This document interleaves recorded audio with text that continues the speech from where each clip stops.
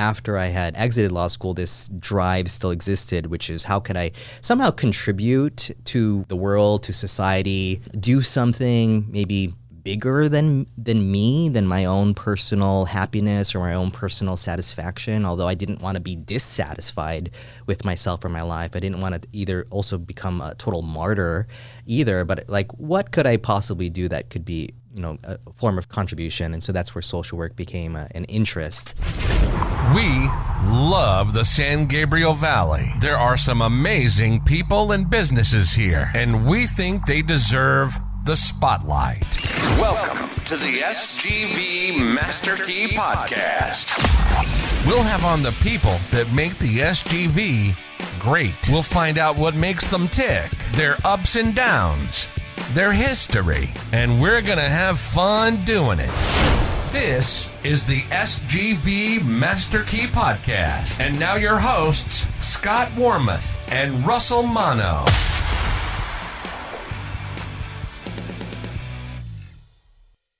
All right, SGVers, welcome back to another episode of the SGV Master Key Podcast. We're really excited to bring you another special guest here today. If you're new to the show, we bring you in-depth look at the people and businesses that make up the San Gabriel Valley.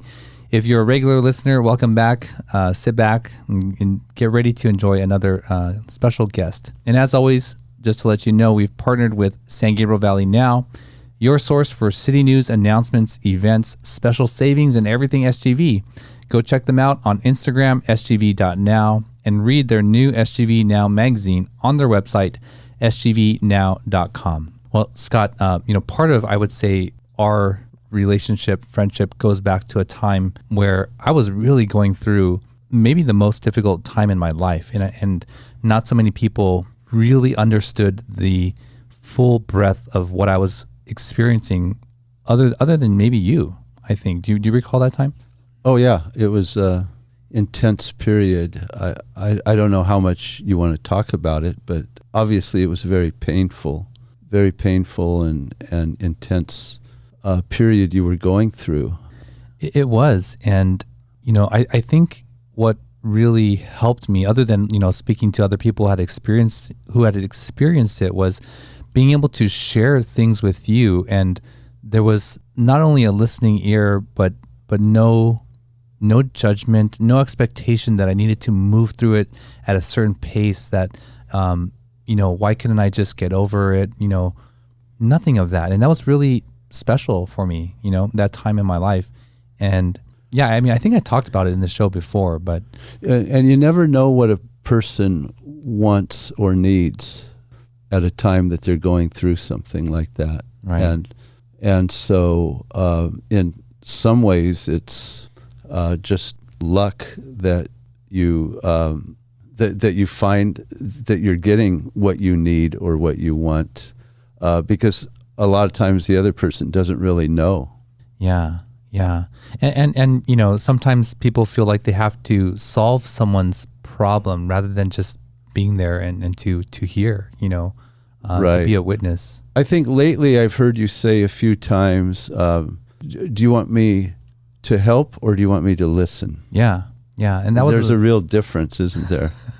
Absolutely. And my former self would automatically feel like I had to solve people's problems, that not only did I have to, but I was in some ways responsible too. And now I'm mostly free of that, right? And some of that is the realization, like, I don't have to carry their burdens. And then also that listening is also a very powerful tool in helping them. Yeah, all very important in relationships. Sure. And I'm the last person in the world you would think would know how to handle a relationship. Well, if you ask certain people, maybe. But well, that brings us to our guest today. If you're wondering, why we started off this show like that, our guest, when I first saw him, a particular designation or title, I was very fascinated, and I reached out to him and to see if he would come on the show, and I'm very thankful that he chose to. His name is Vasyl Ghanimian. He's a licensed clinical social worker. He's also a somatic experiencing practitioner. Vasyl, welcome to the show. Thank you. Happy to be here. Yeah, thank you. So that's a lot of words. Can you simplify that for our audience? What do you do? It is a lot of words, and it's a accumulation of this alphabet that is ongoing for me. So licensed clinical social worker refers to somebody who has completed a Master of Social Work and then subsequently met the requirements of the Board of Behavioral Sciences of California to take a state licensing exam and then get the designation. So that allows an individual access to a variety of positions, including to work as a professional psychotherapist, according to the codes here in California. So that's something that I do professionally as I work as a psychotherapist. And then the somatic experiencing practitioner aspect of my alphabet is related to having completed a lengthy training process with what is now called Somatic Experiencing International, formerly known as the Somatic Experiencing Trauma Institute, in which I was learning more intensive information about the relationship between our minds and our bodies and our emotions. Up until that point, I really was a strong believer that it's just what we think, and what we think is the end-all be-all, until I discovered that no matter what I was doing to my thinking, I was always feeling things that maybe were contradictory to that and not really sure how I was going to bring these parts of my being into one. So that's the somatic experiencing part, is the merging of the body in the mind and bringing that sense of wholeness or goodness or aliveness, or maybe in the words of Peter Levine, that felt sense of being here and alive.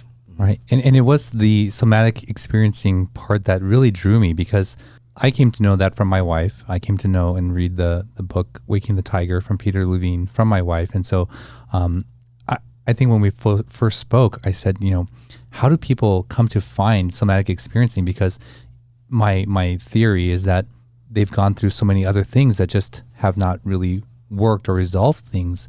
And that's ultimately how they end up there. But it's a long journey to get there, right? Like, and if you just started with somatic experiencing, they may just, think, you don't know what you're talking about or something.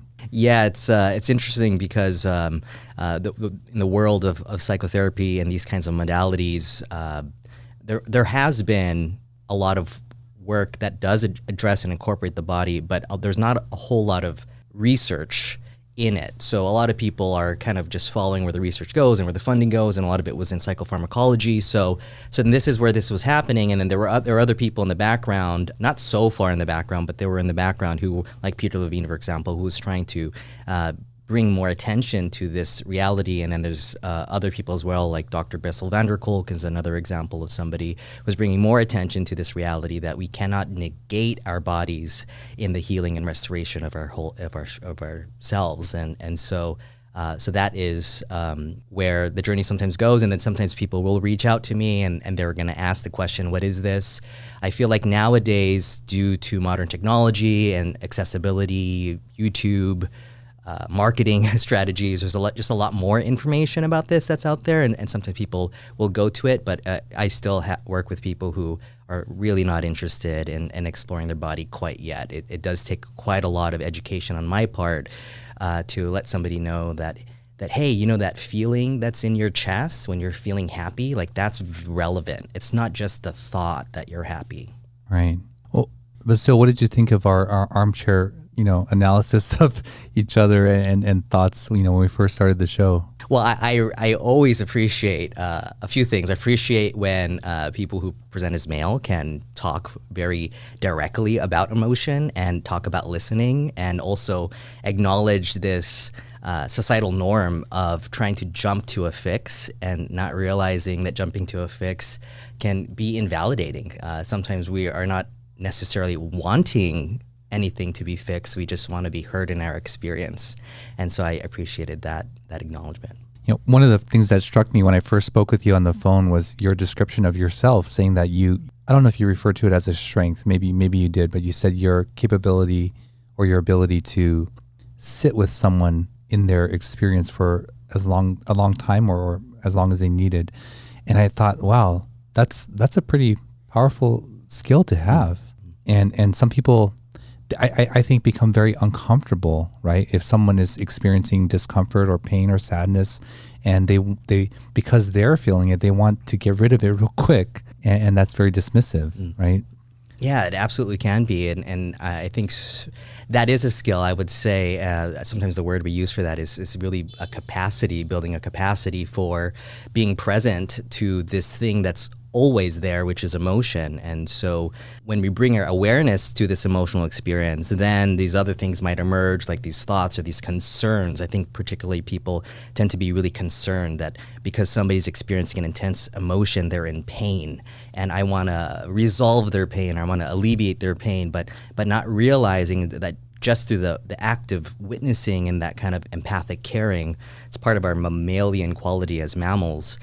That actually helps more than trying to go into all of this discussion so soon about what's the fix and how do we get rid of your emotion. Do you work one-on-one with people, or just exactly how do you work? Yeah, so combination. I primarily work individually, and I prefer that as a clinician. I find that that's where I get the most pleasure in the work that I do, but I also work in groups.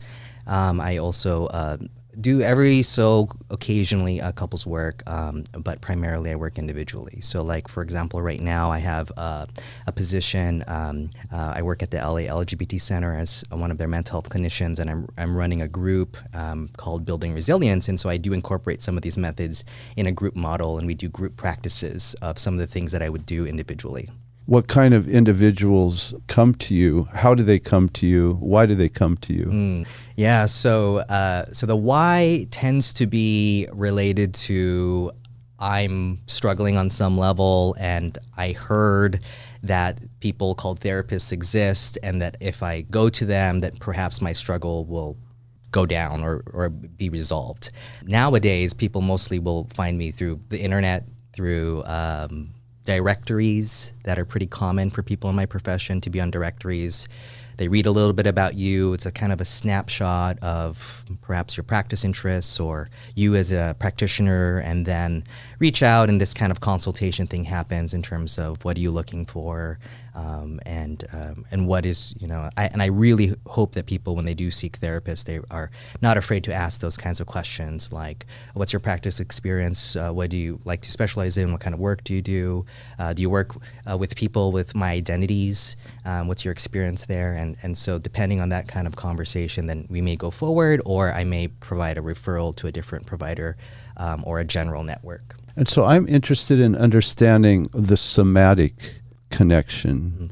What does that mean? I know you talked a little bit about it, but for me, as somebody seeking what I want or need from you as a therapist, and then what is the somatic connection? Or somatic, refers to the body, quite literally the body.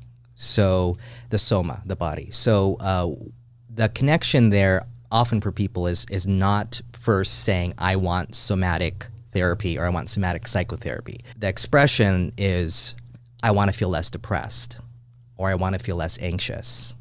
And then in the education, we as practitioners, as providers, will hopefully educate our clients into understanding that with the thoughts of depression also comes a physiology of depression, a body, and our bodies will portray that.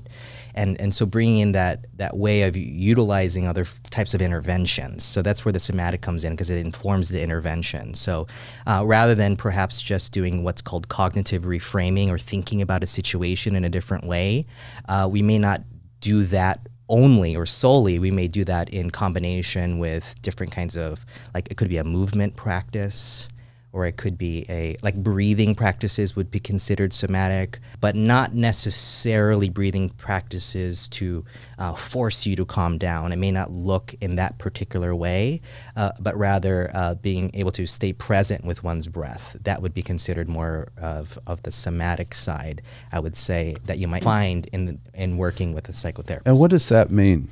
For instance, stay present with the breath. Yeah, so that is a big part of attention. So one of the challenges that we all face is, where is our attention going? And so in the practice of paying attention to what is happening in the here and the now, we can experience things in our bodies depending if we bring our attention there, or things into the outside world, for example. So that's the staying present. And then if you have experience in mindfulness, then there is the non-judgmental aspect of staying present.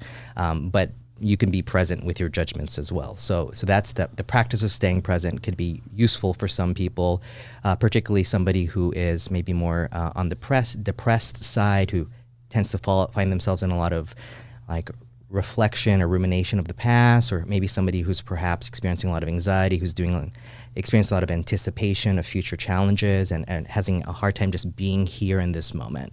I learned something recently saying, like, if you're anxious, you're living in the future. If you're fearful, you're living in the past. And I thought, wow, I hadn't heard that combination of words spoken before, but it really made sense to me. And so I try to be more aware of when I'm experiencing those feelings and saying, okay, those are things that are actually not happening to me, and things that are happening to me are right now. But yeah.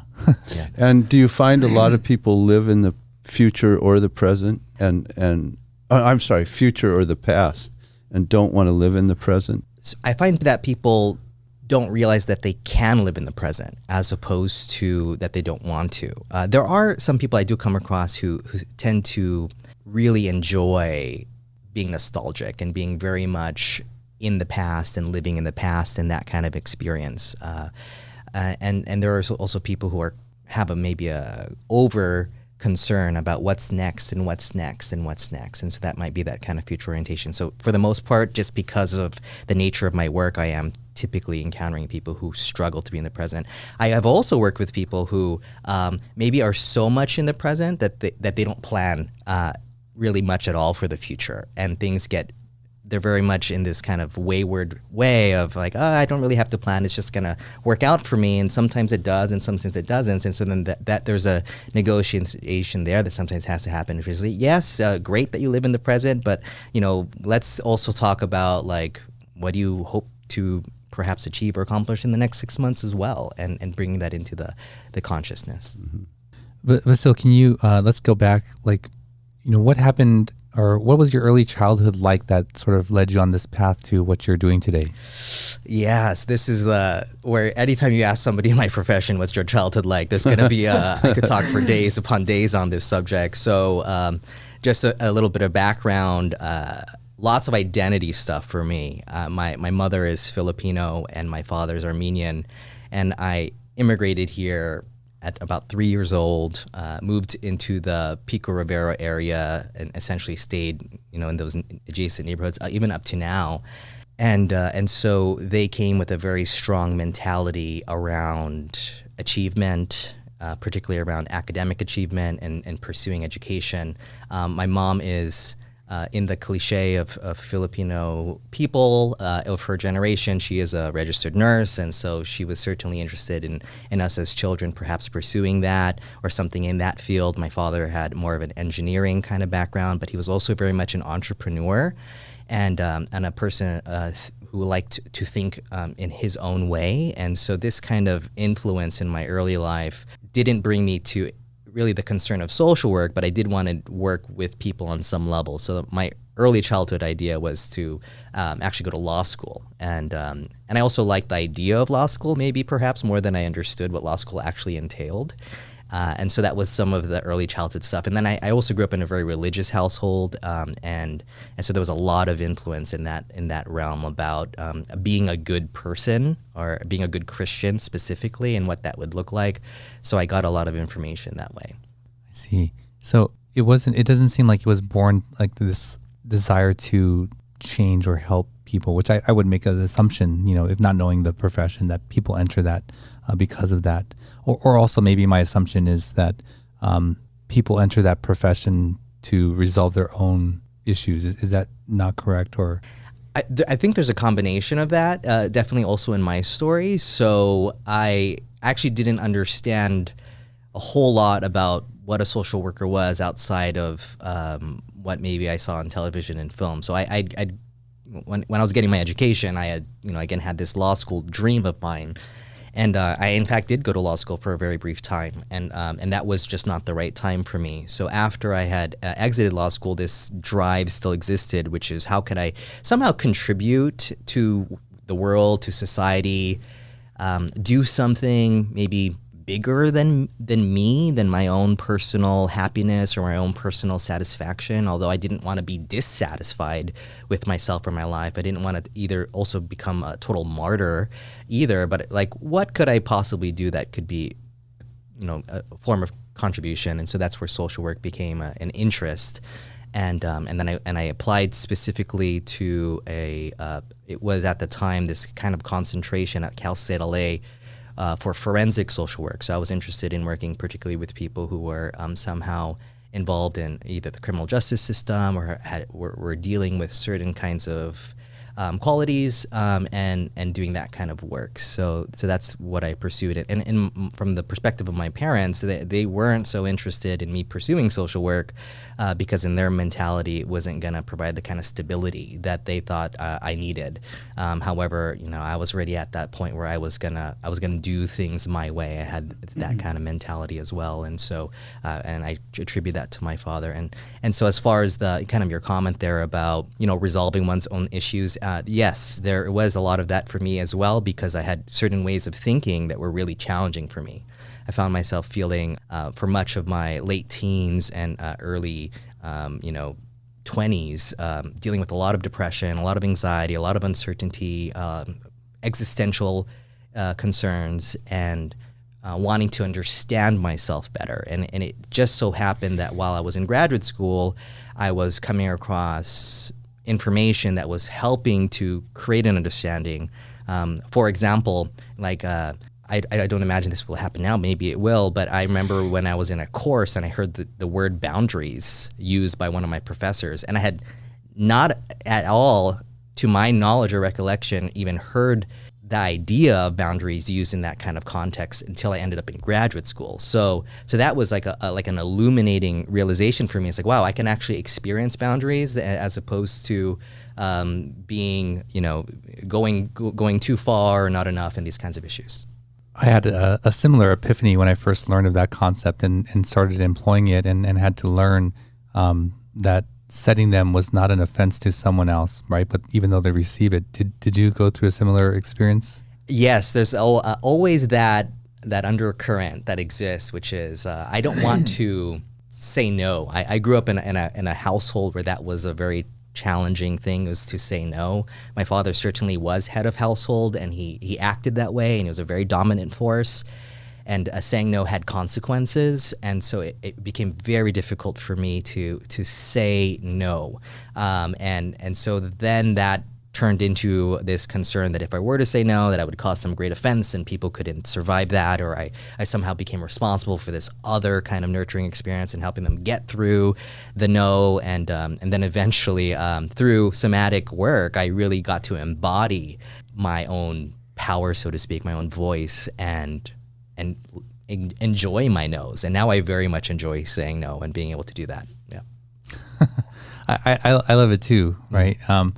And not in this like weird, I don't know, sarcastic or way that I'm sort of speaking down to someone, but I actually think that in those moments when people are not used to that, but they see that it can be delivered in a way that is both kind and strong, that they sort of in themselves wish that they could also deliver that, right? Like they wish that they could say no more often to things. But that's a really powerful thing to be able to do. So in your own journey, you experienced somatic healing. So in somatic experiencing, as part of the curriculum or the training process, they strongly encourage that you, and also when as a graduate student in social work, thankfully I had this wonderful professor who planted that seed very early on, which is if you're going to do this work with other people, you should also have done your own work, and certain expressions that exist in our profession that you can only take a person as far as you've gone. So that was a really motivating idea for me, because I didn't want to be a person who could just talk the talk. I really certainly wanted to be the person who has walked it as well and can really talk from that experience perspective and not just from this academic, learned, delivering of information way. And so I started doing some of this work as a student, and then also within this training process, and that revealed to me. So I there's some technical language might be coming out now. So that revealed to me, like, for example, how dissociated I was from my own body, how I couldn't feel things within my own body, and I didn't quite grasp that was a thing until it was pointed out to me. And then I started to like learn, like, oh, how can I experience my senses with more depth, with more presence, and that really became enjoyable for me and a motivator for me to keep going, along with the reality that if I wanted to work as a psychotherapist, if I wanted to work as a somatic experiencing practitioner, I had to really expose myself to a lot of my own self through being a recipient of these services. Well, I like what you said and how you phrased it. I don't remember what it was, but that you can only take them as far as you've gone, right? Yes. Yeah, that's really powerful. As a coach, I want the people that I'm teaching to like go beyond me, But yeah, that's pretty powerful. So you went through that. I'm curious. This is for my own curiosity. Does somatic healing help with like codependency? So somatic experiencing,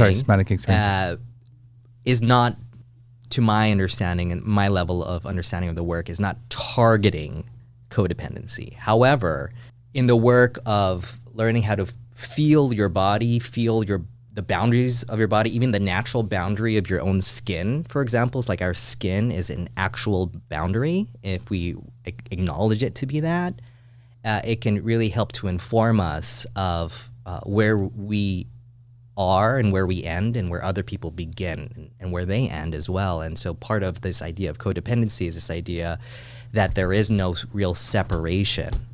And so doing this kind of somatic work, you can start to actually feel yourself separate or individuate or feel apart in a healthy way, instead of what again is implied in codependency, which is that there's a merging that happens of identities in which you no longer really see yourself as separate from that other individual, and it can create a lot of pain and suffering. Right. Well, there's so many ways that we can go in this, and a lot of it is my own curiosity here. But Vasyl, we ask each guest to bring an item of significance with them. What did you bring with you today? So this was, I have a lot of knickknacks and trinkets, but I decided to bring this book called In an Unspoken Voice by Peter Levine. And so I brought this particular book because I got it when I was in graduate school many years ago, and I would lug it around with me wherever I would go. It's quite dense, and I didn't understand it, and there are parts of it that I still am understanding. But I would lug it around with me because it felt like a means of explaining what I am, why I'm doing what I'm doing, what is happening in my body. And so I decided to bring this. Awesome. Thank you for bringing that. So Peter Levine seems to be a sort of a major figure in what you're talking about. I've heard the name from Russell before. Who is Peter Levine, and what does he represent?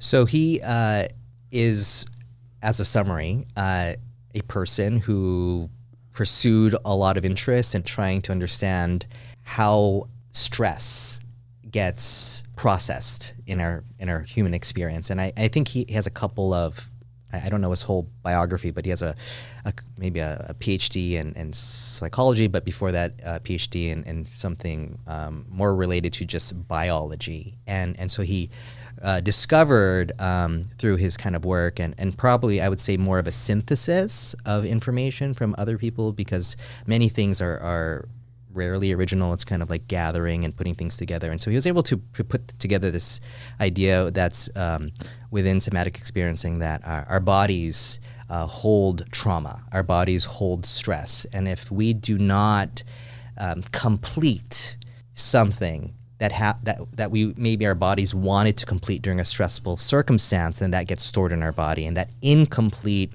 he phrases it as an incomplete motor response, then can create a lot of like symptoms for us, a lot of discomfort for us. So his message ultimately is that by allowing us to, even in the title of this book, how the body releases trauma and restores goodness, it's helping to inform people that there are ways that you can incorporate your body and utilize your body to complete these incomplete things that happen during a traumatic event, and then you can start to move out of that instead of this holding pattern that can often happen for people during something of great trauma. So an example of a holding pattern could be perhaps, without using too vulgar of examples here and too descriptive, just somebody who maybe was inappropriately touched at a young age and then has this holding pattern, this constriction that anytime they're touched in a particular way, their body braces, their body doesn't want to be touched that way. And there could even be a loss of connection to that original event over time. It becomes part of what's languaged as implicit memory. So then a person may not even recall why. They just will say, I just don't like to be touched that way. I just don't know. I've always been this way. And so the work is not trying to dig up a memory with someone, unlike other kinds of trauma processing techniques when we really want to excavate the past and dig up memories, which can be very painful and re-traumatizing for people. This method doesn't do that. It's really about looking at that kind of holding pattern and slowly engaging different kinds of, again, interventions. It's not a protocol per se. There's quite a lot of finesse in my experience, and a lot of it is in the relationship between the practitioner and the client, in which to try to move something that perhaps needs to be moved. So when a person doesn't want to be touched, they might do a kind of like automatic sensory kind of shift in their body and may not even realize it. So we might do things with the shoulder and slowly move that shoulder in a certain way, and it can help to shift the energy. So that's a nutshell version. I'm getting into the weeds here a little bit. Yeah, but that's kind of interesting. It's addressing a problem that might have existed at some age, at some point, but without touching that, but with touching the manifestations of what is happening. Yes. And what happens to that original memory or so there's thought? Different kinds of memory. So there's declarative memory. It's that memory that you can actively like choose to remember something, like that's a declarative memory. And then there's this implicit or like sensory memory or somatosensory memory. So that is what we're really looking at, is these types of implicit kinds of things that occur within our own bodies, and they tend to happen repetitively and repeatedly, and we observe that when working with a person over time, where a person is aware of this in and of themselves, and then they bring it up. And so by engaging in what's the term that Peter Levine uses called pendulation, so you will do a bit of an approach avoidance kind of pattern in terms of like a bodily movement. I just did something like this with a client yesterday in my office, in which we were, without giving any confidential information about this client, this person was experiencing a lot of anger and was finding themselves thinking a lot about their anger. So rather than us talking about what was this person so angry about, we were actually looking at, well, what is your body feeling right now as it's experiencing anger? And this person, they were feeling, I was observing in them a lot of clenching in the hands and in the arms, and a lot of these kinds of just contractions. And so by bringing awareness to these kinds of contractions, and we're doing perhaps some tensing, actively tensing, and then actively resting, so approaching and avoiding in that way. That's interesting. This particular person over time was able to find themselves no longer wanting to act out their aggression towards somebody that they were very disappointed in, and then were able to feel more rested and felt some restorative effect through that. And is that a relaxation? Not for the sake of. So right, this is like a topic that I get really... But it's releasing some tenseness. So the concept here is that the autonomic nervous system, which is our system that detects threats and stress, this person's autonomic nervous system was activated because of this disappointing event that happened in their life. And they had a hard time initially even wanting to speak up and set a boundary. with the person who disappointed them. And so what we were looking at in this person's case was this fight response, this unexpressed fight response. This person really wanted to fight, but didn't feel like they had permission to, and didn't know how to do that. And we're not trying to go into aggression either, because aggression creates a lot of problems, and there are all these laws that exist that if you act in aggressive ways, you can be punished. So then it's a way of honoring and witnessing what the body is experiencing as it is, without labeling things as wrong or labeling things as bad or you shouldn't be angry and these kinds of ideas. That's all out of the window.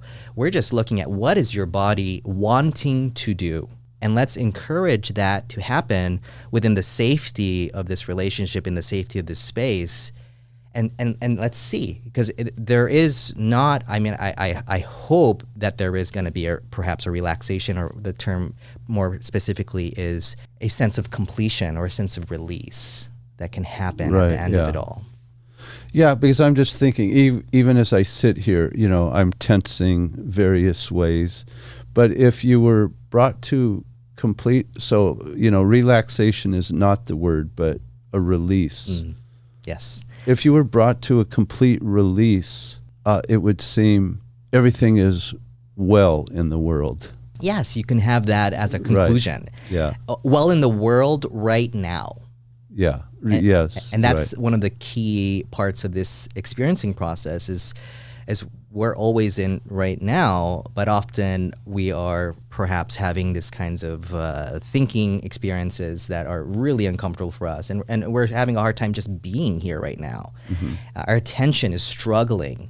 And so with this, perhaps this kind of completion or release experience, it's like, okay, I can be here right now. I can exist in this moment and not feel so much of this stress inside of my body. And at the same time, in this person's case, that desire to assert themselves and get their needs met didn't go away through the exercise. In fact, they felt a greater sense of readiness to move forward and ask for their needs, as opposed to being perhaps stuck in that past moment of feeling so disappointed and really not knowing what to do with And that. even that phrase, be here now, I think that was I think there was a book or a popular phrase, be here now, used at some point.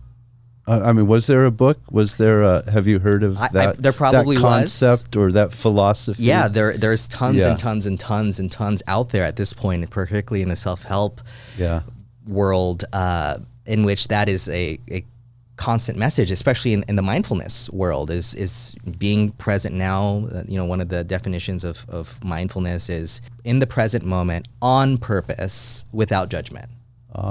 Yeah. My wife, I think my wife is amazing, and the things that she finds and pursues and shares with me. Somatic healing is one of those. And recently she discovered or has been researching Qigong and Tai Chi.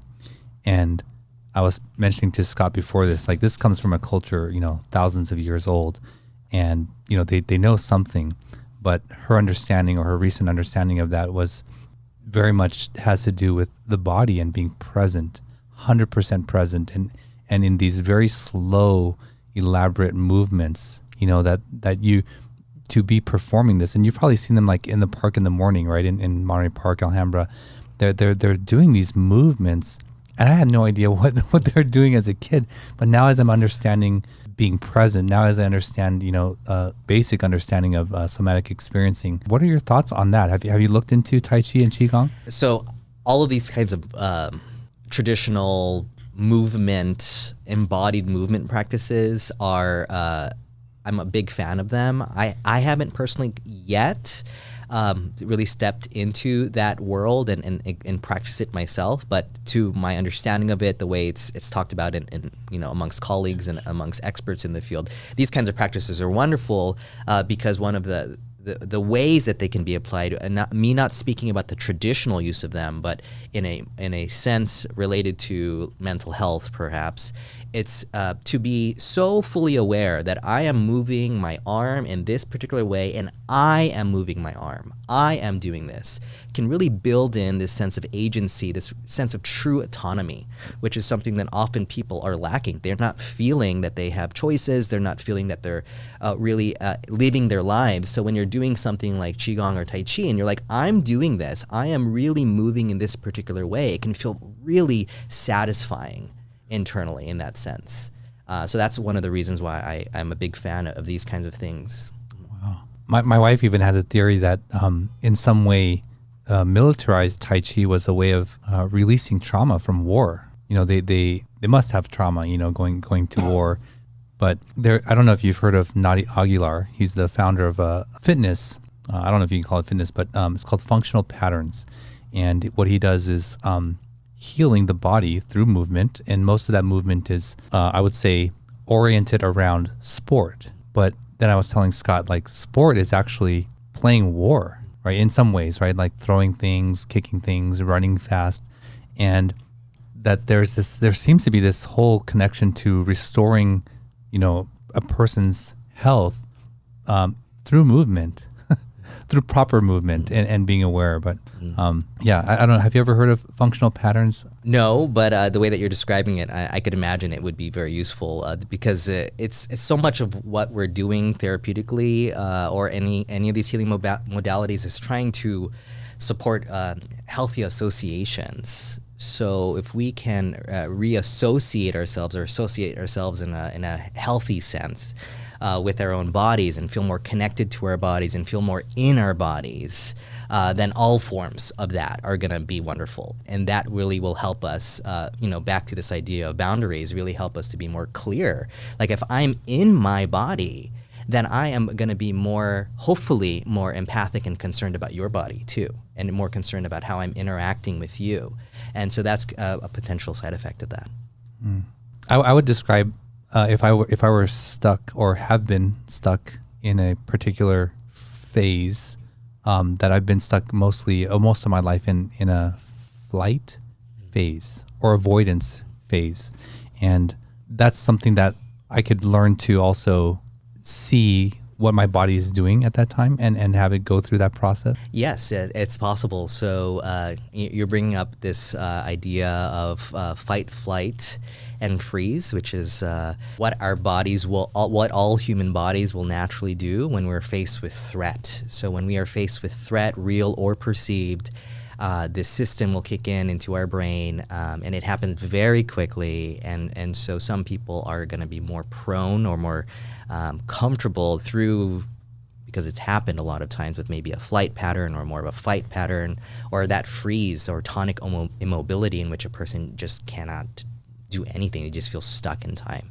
And so then with awareness, which somatic experiencing and other things of this type can build, like Tai Chi, with building more internal awareness, there's a more technical term for this called interoception, so feeling the experience within one's own body, the kind of the sensing what is happening in my body in this present moment. With that can come the possibility of recognizing that these urges and these impulses of flight are forming within my mind. It's forming in my thoughts. I can also feel it in my body, this feeling I really want to get away. And then one can apply certain kinds of regulation strategies, not necessarily relaxation, but regulation, to kind of come into that very moment and really be curious, because this is one of the key experiences with somatic experiencing, is being curious. Like, I'm feeling this, and I have this thought of running away, perhaps, and is that what I really want? Is this what I really want to do? Is it really what feels true for me in this very moment? Does it feel like my whole body really wants to do this? And by slowing things down in this kind of manner, perhaps the answer is yes. Perhaps the answer is yes, I need to get away. I need to get away right now. And sometimes the answer will be, actually, no, this feels more reminiscent of something for me, and actually I can be here in this moment. But we want these systems to operate fully, and because there are going to be situations where you're not going to go into this kind of questioning experience and like wondering, should I not? Your body's going to take over. It's going to make you flee. And then and after the fact, then you might wonder, oh, why did I do that? That's when our prefrontal cortex, our most, the thing that's latest to develop, will start to think more rationally about what happened there. But before that, we're just going to be reacting in this kind of emotional sense. And so yes, depending on, if you are aware, like, okay, do I really feel like I need to flee right now? That's so fascinating. Is it an unavoidable part of your profession that people who come to you are people that perceive themselves as having a problem, as opposed to, I'm coming to you because I want to build something? For the most part, people are going to have that, I have a problem. Because of our negativity bias, we're going to be very much across the board more likely to put our attention to what is wrong and what we think is wrong, and then also the profession of clinical social work, and also this medical model that we are subjected to, also creates in people's consciousness that if I'm going to go see a somatic experiencing practitioner, a psychotherapist, a psychologist, a psychiatrist, it's because I'm addressing a problem. It would be in my ideal world that people consider like, okay, well, I'm actually not feeling like I'm having a problem, but I want to get to know myself more intimately. I want to experience myself in my life more fully. And maybe that is what they want, but it's framed in, as you say, a negativity bias. But I always felt, wow, if I was like the owner of a pro sports team, I would encourage my athletes to seek out, psychological support, training, understanding, from a positive point of view. Right. Build them in the same way they would do it with physical training. Why wouldn't you do that with, I don't know whether you would call it mental, psychological, whatever, training as well? I agree with you, and I wish that I could stand on some mountaintop and scream, but nobody would hear me because I'm on a mountaintop, and scream at the top of my lungs about how these kinds of working with people in this particular way doesn't have to be problem oriented. Right. It can really truly be about self-discovery, self-exploration, self-enhancement, and not even so much self-improvement, because improvement again suggests that something is not quite right, but it's just enhancement. It's increasing your own the depth of your own experience. Like one example of this would be to, again, and this whole idea of interoception, feeling within one's own body. Imagine that you're at an expensive dinner. You've paid a lot of money for this expensive dinner. I would hope for you that you would want to be able to taste truly everything that you're eating, and feeling that what you're eating, and you feel the pleasure and the enjoyment of your experience, and you're able to really sit with people and experience their company fully and completely, instead of perhaps feeling like there's some sort of filter that's going on here that doesn't allow you to fully engage with that. I mean, you're spending all this money. I would hope you would want to really enjoy that experience fully. Yeah. Wow. Throughout this whole show, I've been taking, the things that you're saying and sort of reflecting on my own life and experience. I think that's, I'm perhaps only natural, but even in that, I can imagine myself at certain times, more specifically, like being with my family, missing them, and then in the moment that I'm with them, thinking of other things, and then regretfully, coming to that realization, like, I want to be here in this moment with you here. And unfortunately, the children pick up on that really quick. That's right. Yeah. So, well, I think we could go, go so many directions with this show, but we do have to move on. The guest last week I knew that they were going to have a very unique perspective on their interest in the San Gabriel Valley. And I have a suspicion that the same is going to be true for you. So let's get into your favorite places in the San Gabriel Valley. So I'd like to get into our SGV3, as Russell described it, some of your favorite places. Yes. So in kind of context here of what I've been just talking about, one of my more specific favorite places is the desert garden at the Huntington Library and Gardens. So again, a very specific, right, a very specific identification of what everybody knows, the Huntington Gardens, a great place to go. But the desert garden attracts you. Yes. So I'd been there several times over many years in my life, and but I rediscovered it, post-graduate school, in the midst of somatic experiencing, and kind of what I was saying here a minute ago about like how can this be more than just plants growing in a way that plants grow. And so when I started visiting there more consistently, more frequently, particularly this space, some of these succulents are gargantuan. They're almost seemingly like Jurassic. And so in the midst of that, I really got to get more this environment is so conducive to like feeling like what's happening in my body as I'm standing in front of some type of cactus that probably has been growing here for 50 years and being able to notice what my body is doing. So that was a place that became very, very special for me. And there's also something that can happen there for me as well, because depending on when you go, it could be quite desolate. And when you're there in the stillness of that, and there's not the sound of cars, there's not the sound of voices or selfies, then there's it's kind of a quiet there that feels really remarkable for me. So that's a connection that I formed some years ago. And to sort of paint a picture of these gargantuan succulents, if I recall correctly, the aloe that you gave me, Scott, has grown, and as it grows, the bottom leaves, sort of dry and hang down. Right. And these things are 10, they grow 12 feet tall. Right. Enormous. I think even higher. You might see them even at the Huntington Gardens. Right. There might be, these huge, almost Gothic or medieval looking creations. Absolutely. Yeah. It's especially when, like, if you're like me working in an office setting for so much of the time and kind of seeing the same thing, it feels really refreshing to be able to see something as profound as that. And a lot of these plants, they grow in a patterned way as well. So if you really notice the textures and the growth patterns, it's fascinating. They're very beautiful plants, but you wonder, what is it that they have to protect against in the desert? What is happening out there? Yeah. Yep. All right. How about a second spot? The second one that came up for me was, I was thinking, I have this relationship with food through my parents, and when I was going to I went to a small school here in San Gabriel, and after we'd leave school, we would go out to a restaurant, and I didn't realize it until later that there are just such a variety of Asian style restaurant, the different kinds, Korean, Cantonese, Japanese. And so there was this one particular restaurant, I don't think it's there anymore. It was called Tokyo Lobby, and it was nearby Las Tunas and San Gabriel Boulevard. It was in a shopping mall.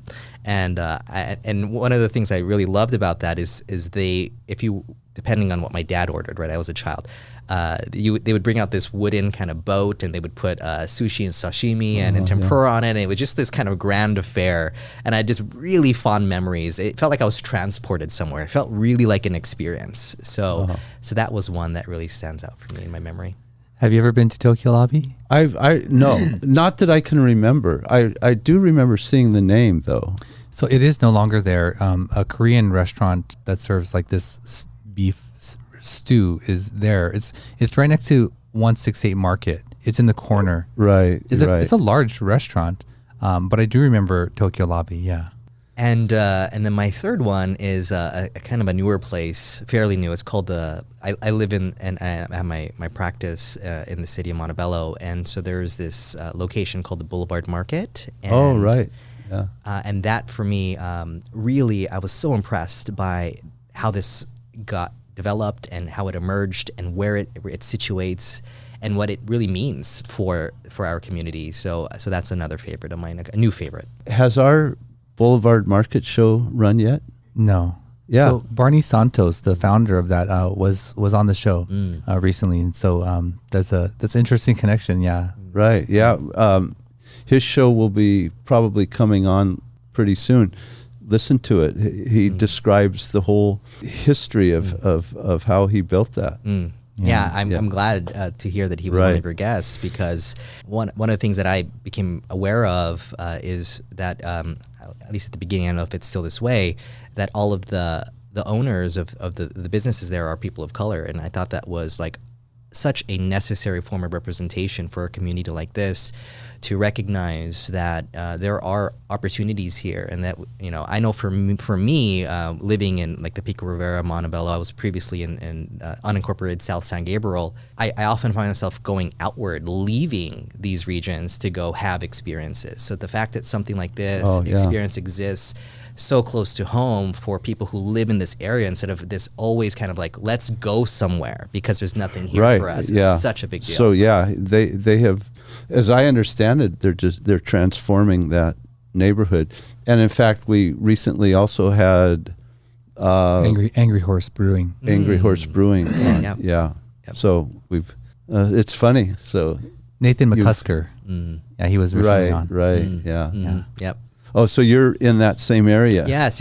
I'm in that same area, and there's this Montebello Run Club. So on Saturday mornings, so one of our starting locations is there, and so I get I see it very regularly, and I see kind of the developments as it goes along, and it's great. And you know, as I was saying, it's such a place for people in the community to have a place to go, and I'm glad to hear that our city council, several of the council members and the city managers is working really hard to develop the area and make it more receptive to businesses, and also more receptive to people wanting to live here. Right. Oh. That's so incredible, right? All these connections. And just last night, he was at an event where there were 15 or so people who had been on the show. And then now you speaking of Boulevard Market and that whole area. The San Gabriel Valley is really a special place. And it's an honor to capture these stories. And I really appreciate you coming on, Vasyl, and sharing. I hope it wasn't so much of our own interest in peeking into, your knowledge, but I'm certain the listeners have gotten a treat. I tried to heal myself in 45 minutes. But, if I were to recommend someone or a practice, right, who wants to deal with trauma, that's the direction that I would send them. And I actually have. My friend, she told me she found a somatic experiencing practitioner, and I was very happy for her. But yeah, I really appreciate you coming on and sharing. Vasyl, how can people find you? How can they get in touch with you? So one of the ways, I'm not super active on it, but I have an Instagram account for my practice. My practice is called VG, my initials, Trinity Health. And so that's a place they can reach me. You can also access me by email there. You can find my website, again, vgtrinityhealth.com. And so that's, my my practice there, and it's a part-time thing for me. It's really something that I like to do, and to have that service available. What is that part-time? The private practice. Oh, I see. That I'm referencing. Okay. Well, there you go, Vasyl. Thank you so much for agreeing to come on the show, and I appreciate you sharing your knowledge and story with our listeners. Yeah. Thank you so much. Thank you. Thanks. Well, there you go, SGVers. Another episode here, and a look into one of the people of our very own community here in the San Gabriel Valley. Don't forget, you can always reach us at info@sgvmasterkey.com. Visit our website, check out our full back catalog, www.sgvmasterkey.com. And until next time, we'll see you next week. You've been listening to the SGV Master Key Podcast. Our passion is the small businesses and the people that make up the San Gabriel Valley, and it's our honor to have them on the show. We hope you've enjoyed it. Make sure to like, rate, and review. The show is produced by Russell Mano, edited by Victoria Allers of Kind Monster Productions. Thanks for listening, and see you next time on the SGV Master Key Podcast. Mother, no, kind of mother.